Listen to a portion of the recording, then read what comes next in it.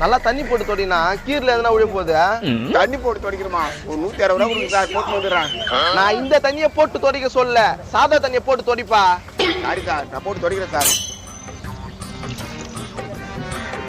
Sir சாப்பிட்டு 2 நாள் ஆச்சு சார், ஏன்னா வேலை இருந்தா கொடுங்க சார். டேய், ஏன் இப்படி போய் சொல்ற? நல்லா துண்டு 150 கிலோ இருக்கு போல. சார் வேலை கொடுங்க சார். இதுக்கு முன்னால என்ன வேலை செஞ்சிருந்தா?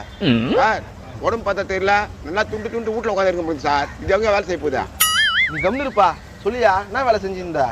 நிறைய வேலைக்கு போயிருக்கிறேன் சார், நீங்க சொல்ற வேலை செய்வோம் சார், கொடுங்க சார். யோ, இவனை வண்டி கை வச்சுக்கியா?